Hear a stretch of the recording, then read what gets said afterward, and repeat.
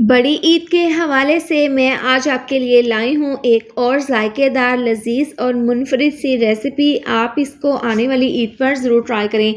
जब भी हम लोग कलेजी पकाते हैं तो परेशान हो जाते हैं कि किस तरह से हम इसकी सफाई करें, कैसे इसकी स्मेल को ख़त्म करें और किस तरह से पकाएं कि ये मक्खन की तरह सॉफ्ट बनकर तैयार हो। तो आज की रेसिपी होने वाली है आपके लिए बहुत ही ख़ास। तमाम टिप्स मैं आज आपके साथ शेयर करूँगी।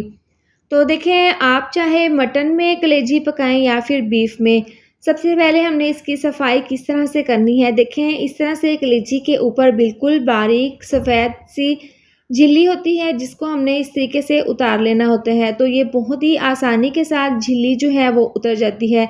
तो इस तरीके से देखिए, हमने तमाम कलेजी के ऊपर से हमने झिल्ली जो है वो उतार लेनी है। इससे बहुत ही सॉफ्ट कलेजी जो है वो बनकर तैयार होगी।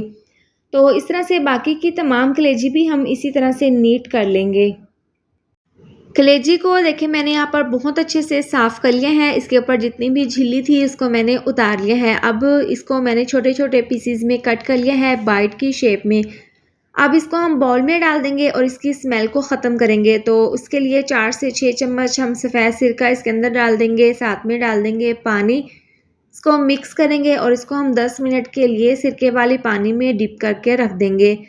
तो देखिए, यहाँ पर इसको 10 मिनट हो गए हैं। जितना भी इसमें ब्लड था वो पानी में, सिरके वाले पानी में निकल चुका है और कलेजी का कलर भी चेंज हो गया है। अब खुले पानी में 3 से 4 बार हम इसको अच्छे से धो लेंगे। इसके बाद हमने कलेजी के लिए मसाला तैयार करना है। तो कढ़ाई में देखिए, हम डाल देंगे ऑयल। 1 कप ऑयल है, इसको हम गर्म कर लेंगे।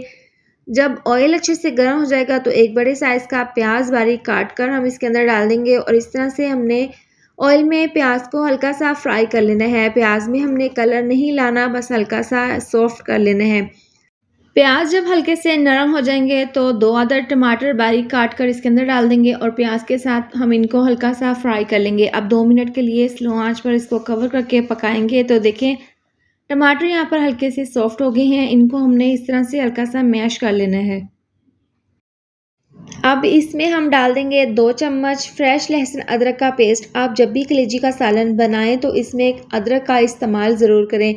इससे कलेजी बहुत ही ज़बरदस्त फ्लेवरफुल बनकर तैयार होती है। अब इस तरह से ये डालने के बाद इसको हमने अच्छे से मिक्स कर लेना है और इसको हमने 1 मिनट के लिए पका लेना है।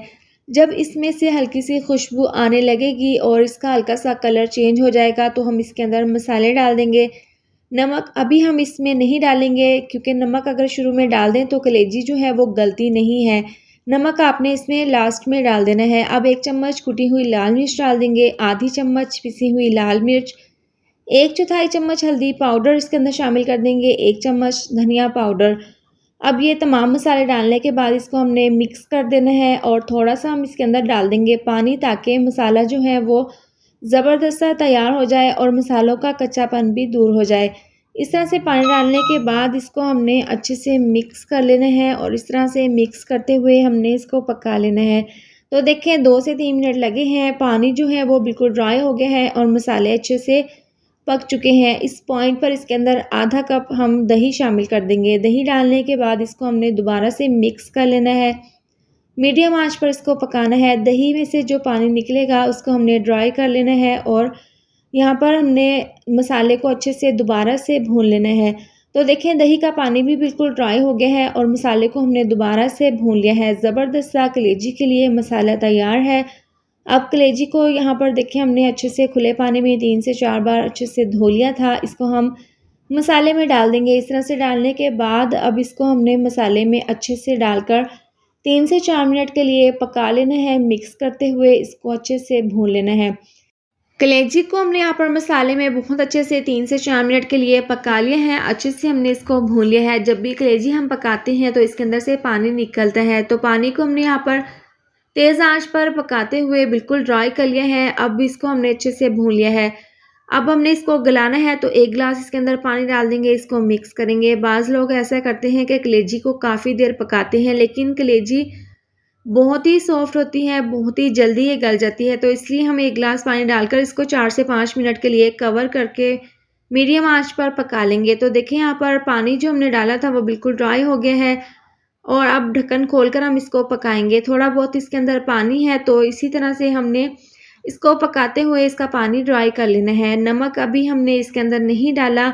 अब देखें जिस तरह ही इसके अंदर हल्का-सा ऑयल आने लगेगा तो हम इसके अंदर नमक डाल देंगे। तो देखें यहाँ पर कलेजी बिल्कुल मक्खन की तरह सॉफ्ट बनकर तैयार हुई है। अब हल्का-सा इसके ऊपर ऑयल आ गया है तो हम नीचे से आँच बिल्कुल स्लो कर देंगे। इस पॉइंट पर इसके अंदर हम 1 चम्मच डाल देंगे नमक और साथ ही इसके अंदर डाल देंगे अच्छी खुशबू के लिए, फ्लेवर के लिए आधी चम्मच पिसा हुआ गरम मसाला, बारीक कटी हुई सब्ज़ मिर्चें डाल देंगे। इससे बहुत ही अच्छी सी खुशबू आएगी कलेजी मसाला में। अब ये डालने के बाद इसको हमने अच्छे से मिक्स कर लेना है।